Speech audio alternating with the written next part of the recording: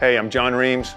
I'm an exercise physiologist at NCHPAD, and I am here with some friends today to bring you a really great workout using shadow boxing. Hi, I'm Tammy Sampson, and I'm a stroke survivor. Hi, I'm W.D. Foster, and I'm a veteran, and I'm a T10 complete, and I'm ready to exercise. We are going to use shadow boxing as the vehicle for this exercise. We're going to get a lot of upper body movement. We're going to get a lot of dynamic flexibility involved, a lot of balance. We're going to be creating power from our upper body. We're going to be bringing lower body movements into it. This is hopefully going to be a form of exercise that everyone out there, regardless of your movement styles, finds some value in. So, punches, we're going to keep it simple. There's going to be ones and twos. These are your straight punches. One is a jab from your non-dominant side. Two is a cross from your dominant side. If that seems confusing, don't focus so much on that. Just think about straight arm punches. Threes and fours are going to be hooks.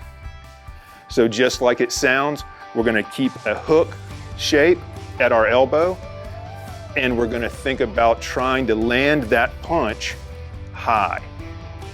And then fives and sixes are going to be uppercuts. Those are low punches. 5 and 6. The even number punches are going to come from your dominant side. Whatever your dominant side is, you want to try to keep that side rotated back a little bit. I'm right-handed, right-footed, so I will keep my right foot and my right arm back. My non-dominant side is my left side. The odd number punches, 1, 3, and 5, are going to come from the non-dominant side or the lead side. Again, don't focus on that so much. What we're really trying to accomplish here is getting rotation. We're going to try to imagine one hand holding a microphone and the other holding a telephone. And before we throw a second punch, we're always going to try to come back to this home position. Home position is arms pulled into your body as much as possible, one hand holding a microphone and the other holding a telephone. We're going to fight for 1 minute and we're going to rest for 30 seconds. We're going to do that for the entirety of this workout, and we're just going to keep the intensity climbing every minute. First, let's start with ones and twos. So, straight punches.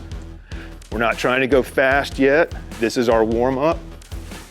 Think about extending one arm, pulling it back into your body, and then extending the other arm. When you land these punches, think about the end of the punch occurring with your thumb facing downward toward the floor. If possible, begin to move your feet a little bit. Maybe side to side movement.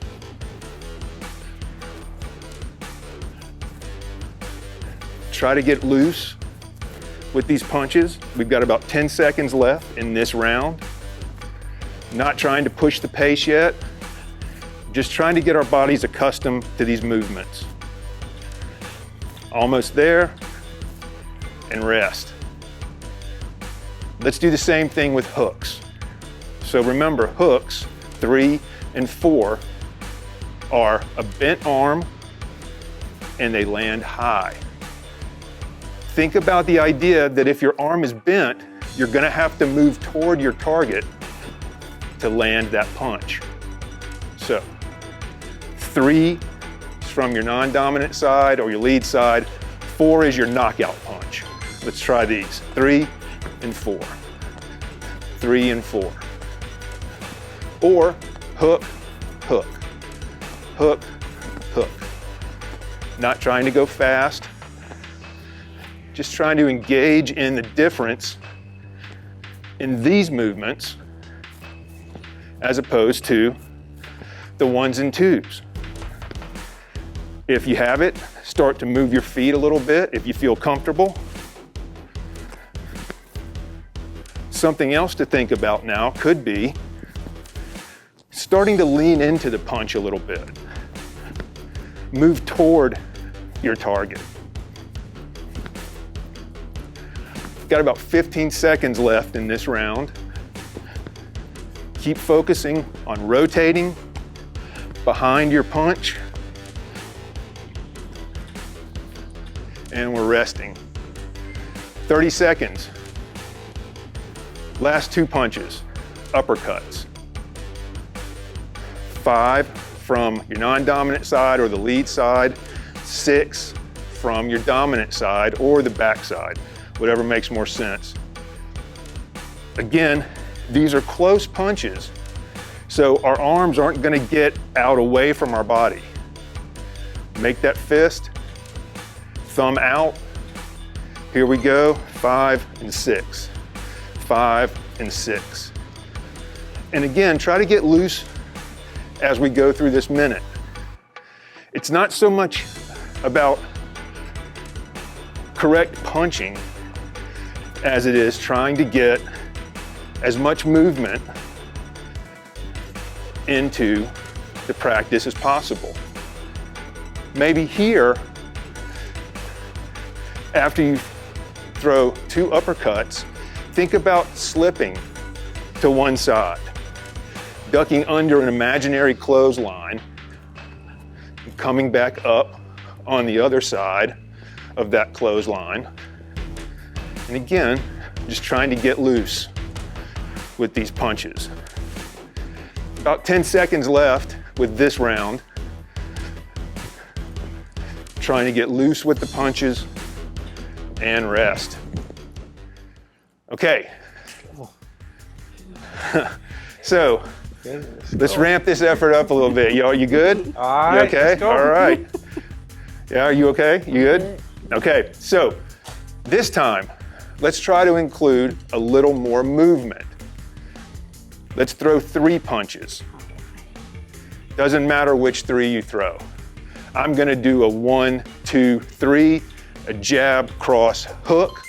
Here we go. 1, 2, 3, 1, 2, 3, 1, 2, 3. Again, not worrying so much about if the punches get mixed up. 1, 2, 3. More focusing on moving your body in as many different planes of motion as possible. 1, 2, 3. Got about 30 seconds left. Try to pick your pace up a little bit now. Let's go a little faster. Throw these punches a little faster and add a slip. So 3 punches and move side to side. 3 punches, move side to side. 3 punches, side to side. 3 punches, side to side. 3 punches, side to side. Wonderful. All right. Yeah, it's getting there now. Yeah. Huh? It's heating up. Get the heart rate moving. All right. So if you have the desire to include some lower body movement into this practice, let's begin to bring a knee up into it. If lower body's not going to be a part of your practice, continue the slip. And let's go back to 2 punches and throw them a little faster. Any 2 punches and a knee. Any 2 punches and a knee. Any 2 punches and a knee. I'm bringing the knee up from my back leg. That's an option. Whatever suits your movement practice is best. Trying to throw 2 solid punches and bring a knee up. About 30 seconds left. I'm going to switch sides. Again, that's valuable because it's a different style of motion. Still 2 punches and a knee. It can be any 2 punches. Doesn't have to be the same 2 that I'm throwing. You follow along with any 2 punches that suit your movement practices. And rest. Great, we're a little more than halfway through. How are we feeling? Good. I'm feeling. Okay, good. Let's bring some more lower body movement in, a kick. We're gonna stick with 2 punches and a kick. Any 2 punches you wanna throw, doesn't matter.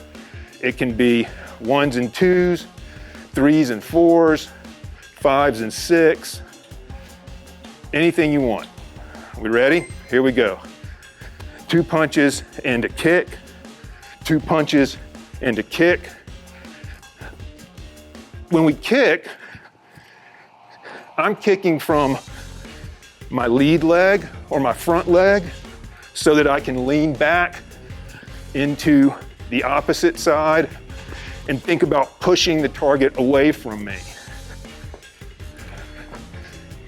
Not necessarily because we're trying to imagine fighting with someone, but that idea of pushing the target away from you helps to really ingrain the idea of not just throwing your limbs out into space, but instead putting some power or some force behind the movement.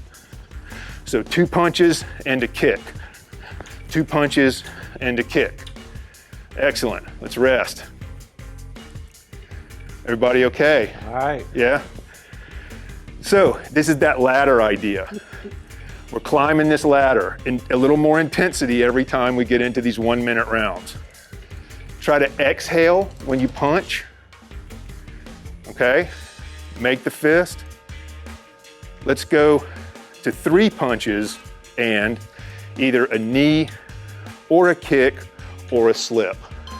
So any 3 punches, knee, kick, or any 3 punches, knee, slip. So 3 punches and some movement from the lower body or a side-to-side movement. 3 punches and a move. 3 punches and a kick. 3 punches and a knee. 3 punches and some kind of other move. Again, the idea here is trying to get as many different ranges of motion into this time frame as possible. Great, rest. 4 punches. Oh, wow. 4 punches and a slip. Don't worry about bringing the lower body into it. Any 4 punches you like. I'm gonna use jab, cross, hook, uppercut. 1, 2, 3, 6. Whatever you like. Any 4 punches and some kind of slip to either side. Here we go. 1, 2, 3, 6. Slip. 1, 2, 3, 6. Slip. 1, 2, 3, 6. Slip. 1, 2, 3, 6. Slip. Any 4 punches and a side-to-side movement. Doesn't have to be the 4 punches that I'm throwing. Any 4 that you feel suit your movement practices. Doing wonderfully. 4 punches and a side-to-side movement. Got about 10 seconds left. Hang in there. We're trying to move as much as we can. 4 punches and a side-to-side movement. Excellent. 5 minutes. Okay? Let's go to 4 punches and a slip or a knee or a kick. So we're climbing that ladder. We're almost at the top. Just a few more rungs and we're on the roof. We'll clean the gutters out we'll go inside and watch TV, okay? 3, 2, 1. 4 punches and a knee. 4 punches and a knee. Pick your pace up here. Like we talked about, we're getting toward the top of the ladder. 4 punches and a knee. 4 punches and a knee. Challenge. Turn the opposite side to be your lead side now. So if you're right-handed, put your right hand forward now, or put your right side forward. It's gonna feel weird, it's strange, but again, it really brings a lot of different movement into the exercise. Doing great. One more round, one more combo. Excellent, rest. Yeah, everybody okay? All right. 2 more rounds. Okay. 4 punches, a knee and a kick, or 4 punches and a slip both ways. Okay? Remember that slip is the idea of ducking underneath a clothesline and popping back up on the other side. I'm gonna keep that punching combination that I was using. 1, 2, 3, 6, knee, kick. 1, 2, 3, 6, knee, kick. Trying to move around and explore as much space as you can. Don't worry about if you get the movements mixed up. Don't worry about if the punches and the knee and the kick change order. It's more about trying to challenge yourself to move as much of your body as you can in these amounts of time. 4 punches, knee, kick, 4 punches, slip to one side, slip to the other side, 4 punches, slip, and a knee, rest. Last round. Last round. Top of the ladder. All right. We want to get on the roof, right? Yeah. We don't want the ladder to fall backward. How are we going to do that? We're going to push ourselves up onto the roof. Let's go. So 1 minute, as many punches as you can throw in the minute. So now we're looking for speed and power. As much movement as possible, here we go. Punching and trying to get some lower body movement involved. It's gonna be a long minute. Breathe. Exhale every time you throw a punch. Exhale when you slide. Exhale when your knee comes up. Exhale when you kick. Exhale when you're throwing punches. We got 20 seconds. Everybody take this up one more time. 1s and 2s for speed. Straight punches for speed. Rotate your shoulders. Pull that arm back in. Almost there. Keep moving, 5 seconds. 1s and 2s for speed.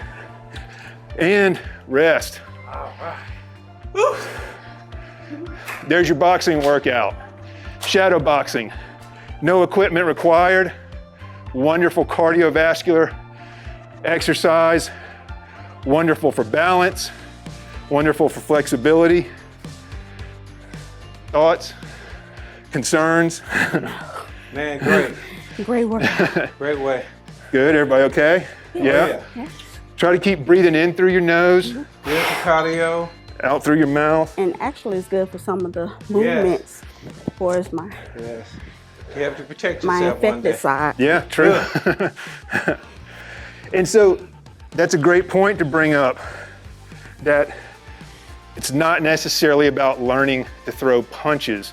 It's really more about trying to engage in rhythmic, coordinated patterns of movement, things that simultaneously get your heart rate up, your breathing rate up, and your blood circulating more quickly. Because those muscles are screaming for oxygen while we're doing this. They need energy. So we're trying to pull more in to deliver more to those muscles and those tissues so we can get more out of them. And one thing I noticed from doing something similar to this, you get to doing this, and you'll be surprised it just come natural to you. Yeah. You know. Absolutely, because it's rhythmic. Right. You know? Right.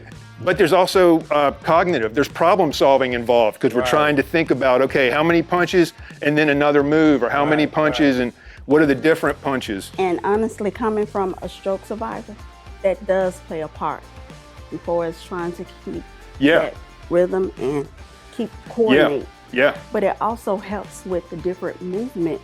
Some of the muscles you may not necessarily move, but it helps engage them. But yes. So are you saying that you think the more you do it, I think so. the better it'll get and the more you'll get out of it? Core and trying to, yes. Yes. Awesome. Yes. All right.